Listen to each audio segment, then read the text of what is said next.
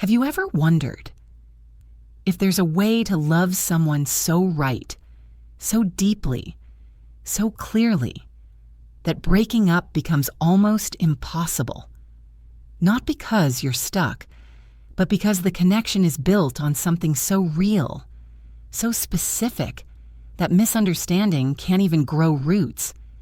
Imagine a love where both people feel seen, heard, understood not in some magical fairy tale way, but through practical, intentional, daily choices. What if the secret to lasting love isn't about doing more, but simply learning how to love someone in the exact way they need to be loved? Number 1. Why love fails so easily. Let's begin with something that many of us have quietly wondered. Why is love something that should bring so much joy so often the source of pain, distance, and heartbreak? Why do so many relationships that once felt magical slowly dissolve into silence, misunderstanding, or even resentment? It's not always because people fall out of love. In fact, more often, it's because we love each other the wrong way. And even worse, we don't even realize we're doing it. Think about it. At the beginning, everything feels easy. You laugh together. You talk for hours. You feel understood without having to explain. But somewhere along the way, the connection starts to shift. What used to feel aligned now feels disconnected. What used to feel natural now feels forced. You begin to notice little things. You feel unseen, unheard, like the other person just doesn't get you anymore. You want one thing, but they give you something else entirely. And it's not always their fault. Sometimes they truly believe they're loving you the best they can. But for you, it just doesn't land. It doesn't reach the right place in your heart. It's like speaking two different languages, hoping the other will somehow understand. You start to wonder, did they change, did I? But the truth is, neither of you may have changed. You simply stopped tuning in. And you never truly clarified what kind of love you needed or how they needed to receive love from you. That's when things begin to break, quietly. It's not a dramatic crash. It's a slow, invisible unraveling. You feel the distance growing. You feel the frustration building. And one day, without even realizing when it happened, love starts to feel like a burden. That's the part no one teaches us. That love doesn't die in one big fight. It dies in the silent assumptions, in the unspoken expectations, in the mismatched ways we try to care for each other.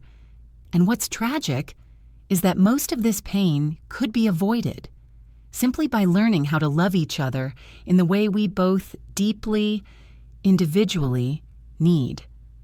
Number 2, the root of misunderstanding, not loving the way they need. One of the most common reasons love slowly turns into disappointment is this simple truth: we often don't love others the way they truly want to be loved. And maybe even more surprising, they don't love us the way we need either. Not out of malice, not because they don't care, but because we never really talked about it. We never said it out loud. And when something so essential is left unsaid, misunderstanding becomes the default. You see, so many people go through relationships with the silent hope that their partner will just get it. That somehow, through enough time or closeness, the other person will automatically understand their needs, their preferences, their emotional world. But let me ask you, how could they possibly know? How could anyone know exactly what you need if you've never told them? If you've never even taken the time to truly ask yourself? This is one of the biggest illusions in modern love, that being deeply loved means being deeply understood without having to say a word. It sounds romantic, even noble. But in practice, it's a recipe for quiet suffering. because no matter how close two people are, they are still two separate worlds. Two different upbringings, two unique emotional maps, and assuming they'll read your mind or that you'll read theirs isn't intimacy. It's a trap. And here's where the real heartbreak begins. You might start to feel like your partner is being distant, or careless, or cold. But the truth is, they may be trying their best. They may be giving you the kind of love they would want to receive, not realizing it doesn't translate. It doesn't feel like love to you. It feels off. It feels misaligned. And over time, that gap grows wider. You begin to withdraw. You begin to question everything. And maybe they do too. But all along, neither of you understood this core idea that love must be personalized, that what makes one person feel cherished might make another feel nothing. Imagine giving someone a gift you spent hours choosing only to find out it's the one thing they dislike. That's how so many relationships operate. People are offering their best, but it's not being received as intended. And slowly, both sides feel unappreciated, misunderstood, even unloved. That's the silent fracture, the invisible fault line. And unless you learn how to speak each other's love language with intention, that crack only gets deeper.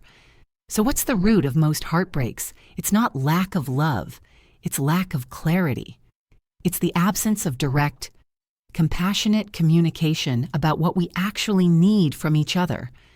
Because love alone is not enough unless it's expressed in a way that truly reaches the other person's heart. Number 3, speak it. Don't expect them to guess. TES optimized. Here's one truth that sounds so simple, yet most people ignore it for years, sometimes for a lifetime. If you don't speak your needs, no one, not even the person who loves you, can truly know them. We like to imagine that if someone really loves us, they'll just know what we want. They'll sense when we're upset. They'll read between the lines. They'll decode the silence. But life and love, don't work that way. Not in the real world. In reality, the only person who truly understands what you want is you. And even then, it often takes time and effort to clarify it for yourself. So how can we expect others to know? Without being told, how can we blame them for not meeting our needs? If we never made those needs clear in the first place, it's like expecting someone to pass a test without ever showing them the questions. You set them up to fail, and then feel hurt when they do. And worse, many people don't just stay silent, they also hide their disappointment. They don't express what's wrong. They don't explain what they need. They just expect, hope, wait, and slowly grow resentful when nothing changes. But let's be honest, that's not emotional maturity. That's avoidance dressed up as romance, and it causes pain on both sides. When you don't say what you want, when you don't express how you want to be loved, you invite confusion into your relationship. You create space for guesswork, and guesswork is dangerous, because even if they guess right 70% of the time, you'll still focus on the 30% they missed. That's just how the mind works. We don't always remember the effort, we remember the gaps, the moments where we felt misunderstood, unseen, slightly hurt. That's why clarity is everything. Clarity creates connection. It creates peace. It builds a foundation of trust where both people know what to give and how to give it. So the next time you feel let down, ask yourself this first. Did I clearly express what I needed, or did I expect them to figure it out on their own? And if the answer is silence, then you already know what needs to change. Speak. Say it. Share what makes your heart feel safe, seen, and loved. Because love isn't a guessing game. It's a conscious exchange of truth. Number 4, the 4-step practice for lasting love. So now the question becomes clear. If loving someone the way they need is so essential, how do we actually do it?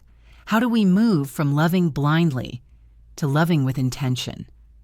The answer lies in a simple but powerful 4-step practice. And no, it's not theoretical.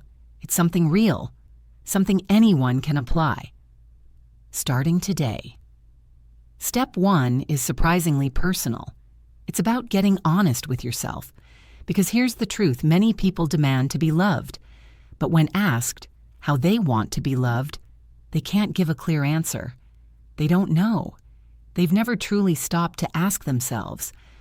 So the very first thing you need to do is pause and explore that question for yourself.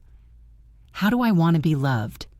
Not in general terms, not vague desires like I just want to be cared for. No, get specific, get clear. What gestures make you feel seen? What actions make you feel safe? What kind of tone, rhythm, space, or presence helps you feel deeply loved? And if your mind goes blank, that's okay. Many people don't have the answer right away. That's why it helps to track it. Write it down. Treat it like a personal discovery journal. Every time you feel loved, capture what caused that feeling. Was it a hug during stress? A quiet meal together? Someone remembering a tiny detail that mattered to you? These are clues. They form a pattern. Over time, they become your emotional blueprint. You can't build anything strong if you don't know the structure. And your structure for love starts here. Step 2 is filtering. Once you've gathered those pieces of information, those examples of what makes you feel loved, it's time to sift through them. Not everything you want is equally important. And if you expect your partner to fulfill 25 different love languages every week, you'll both burn out. So filter it down, choose the top 3, not the loudest, not the most dramatic, but the most essential. The 3 core ways in which, if someone loves you like that, you immediately feel nourished, safe, grounded, loved. This is your emotional priority list. Step 3 is the moment of courage. You have to share it with honesty, with vulnerability, not as a list of demands, not as a test, but as an invitation. You say, "This is how I feel most loved. This is how I receive care most deeply." And you say it not to control the other person, but to give them a real chance to show up for you, the right way. You open the door, and you give them the map. Without it, they're just wandering blind. And step 4, the most powerful of all, is to reverse it. Ask them the same. Ask them what makes their heart feel seen, what makes them feel loved without question. And listen. Take notes, if you have to, and more importantly, apply it. Not occasionally, not when it's convenient, but consistently. Because once you both know each other's love languages, once you both understand what nourishes the other, love stops being a guessing game. It becomes a rhythm, a flow, a beautiful act of reciprocity. So again, clarity, honesty, vulnerability, and intentional action. These are the 4 pillars. The real love languages are not words. They are awareness in motion. And once you master this, love becomes less fragile, less confusing, and far more lasting than you ever imagined. Number 5, how to truly know what kind of love you need. Let's be honest. One of the most overlooked truths in love is that many of us don't even know how we want to be loved. We crave affection, attention, care. But if someone asked us to describe in detail how love should feel for us, we might stumble. We might give vague answers. We might say, "I want someone who listens," or "I want someone loyal." But those words don't touch the heart of it, because love is personal, deeply personal. It lives in the little things, in gestures, tones, timing. And if you don't take the time to understand yourself, how can you expect someone else to? So how do you figure it out? How do you move from vague desire to real clarity? The answer is simple, but not always easy. You observe yourself. You reflect. You pay attention to the moments when your heart feels full. And just as importantly, you notice the moments when you feel neglected, disconnected, or unseen. This process doesn't have to be complicated. You don't need therapy sessions or books stacked on your nightstand. You just need a notebook or even the Notes app on your phone. Create a space. Label it, "How I Want to Be Loved." And over the course of a few weeks, just write down what lights you up. Write what hurts you. Write what makes you feel secure. For example, maybe you discover that when you're overwhelmed, you don't want advice. You don't want solutions. You just want someone to hold you, to sit with you in the silence and remind you that you're not alone. Or maybe you realize that being surprised with small, thoughtful acts like a favorite snack after a long day fills you with joy. Maybe you value shared hobbies, or words of encouragement, or a sense of emotional stability more than anything else. These little observations, they become a compass. And the more you write them down, the more honest you are, the clearer the map becomes. It's not about perfection.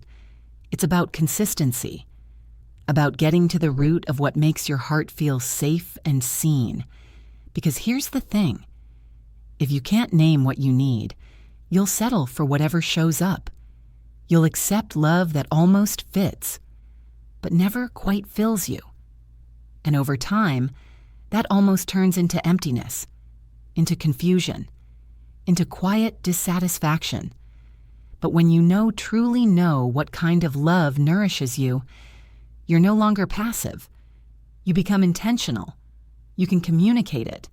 You can ask for it without guilt. And you can recognize when it's not being given, not out of resentment, but out of awareness. Self-awareness is the beginning of emotional safety, and emotional safety is the soil in which love grows. So give yourself that time, that space, that honesty, and trust that by understanding your own heart first, you give someone else the very best chance to love it well. Number 6, gratitude and communication, the core of long-term love. Once you understand how you want to be loved, and you've learned to express it clearly, there's something just as powerful that often gets overlooked: gratitude. You see, love isn't only about asking for what you need. It's about recognizing when someone gives it to you, noticing it, naming it, appreciating it. Because in the rhythm of daily life, it's easy to take loving actions for granted. Easy to forget that every small effort, every thoughtful gesture is a choice. And the moment we stop showing gratitude is the moment love begins to feel invisible. So here's a simple but transformative truth. When someone gives you love in the way you've asked for it, tell them. Tell them with presence, with sincerity, with warmth. Say it in the moment. Say it like it matters, because it does.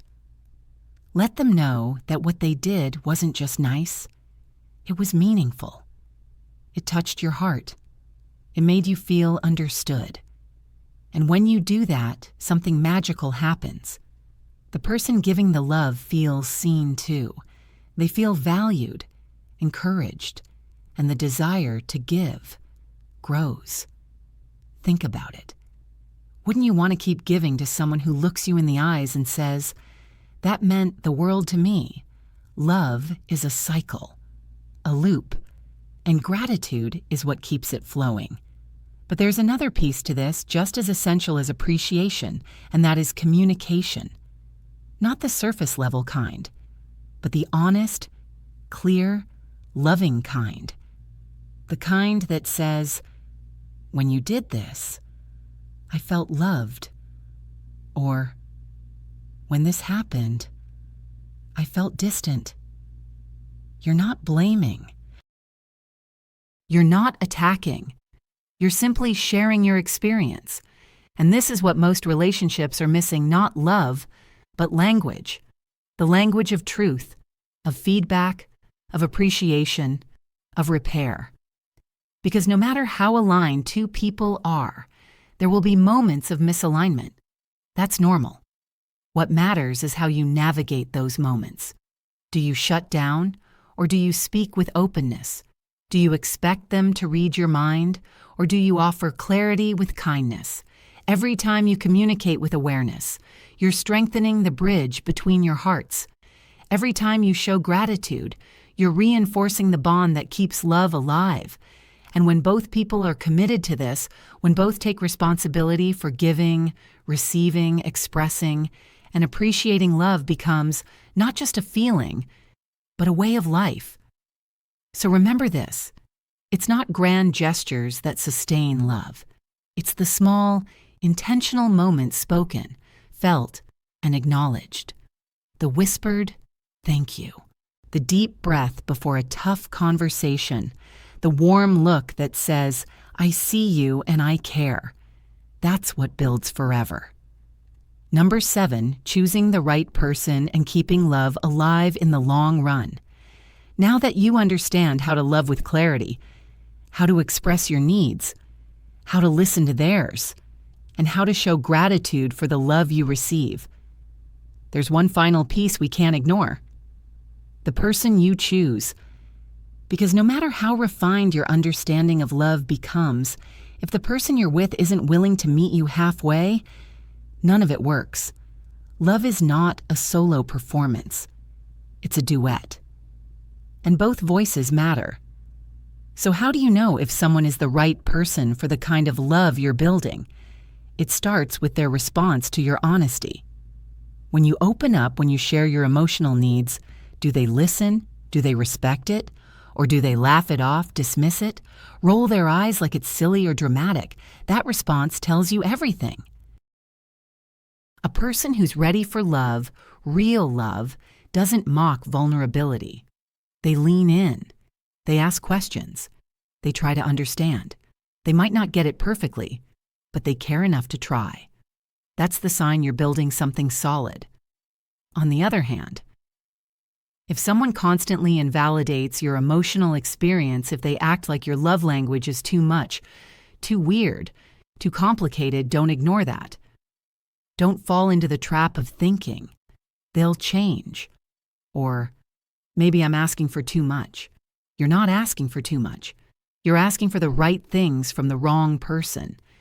And when you try to force love where it doesn't fit, you only exhaust yourself. So choose wisely. Choose someone who shows curiosity, who shows effort, who wants to learn how to love you better, not just at the beginning, but again and again as you both evolve. And once you're in a relationship, especially a long-term one, remember, love doesn't stay alive on its own. It needs tending. It needs small, daily renewals, not huge declarations, just check-ins, moments of reconnection. A quiet question over dinner. Is there anything you've been needing lately that I've missed? Or maybe a gentle reminder, I just want you to know that when you did this, I felt so cared for. These moments keep the love visible, alive, real. Especially in marriage or long-term commitment, it's easy to let routine numb the emotion, but all it takes to revive it is presence. A few honest words, a small shift in effort, a reminder that even after 10 years, you're still willing to learn each other, again and again. Because love isn't something you figure out once. It's something you keep discovering if you're willing. So whether you're choosing someone new or renewing love in a relationship you've been in for years, remember this: the right person is not the one who gets it right every time. It's the one who cares enough to ask, to listen, to grow, to try. And when you both do that, love stops being fragile. It becomes rooted. And in that rooted love, there is safety. And in that safety, there is peace. Number 8, the closing. Why love like this almost never breaks TTS optimized. So now, after all these reflections, all these truths, the question quietly returns. If you love someone like this with intention, with clarity, with gratitude, with emotional precision, can that love really fall apart? Can a bond rooted in mutual understanding just collapse without reason? The answer, most often, is no. Love like this doesn't easily die because it's not built on illusion. It's not built on guessing. It's not built on fleeting emotion or romantic highs. It's built on truth, on the quiet strength of two people who are willing to learn each other, who are willing to speak and listen, to teach and to ask, to give, not just what they feel like giving, but what the other actually needs to receive. And when love becomes that clear, when it becomes that conscious, it stops being fragile. It becomes grounded. And here's something you may not hear often enough. Even if that kind of relationship ends, it rarely ends in pain, because the journey was real. The communication was honest. The expectations were mutual. The gratitude was expressed. And that kind of connection, whether it lasts a lifetime or a season, leaves you better than it found you. That's the beauty of loving this way. There's no guessing, no mind games, no silent resentment, just real hearts showing up, day by day, choosing to love each other in the exact way that matters. So maybe the question isn't, how do I make love last forever?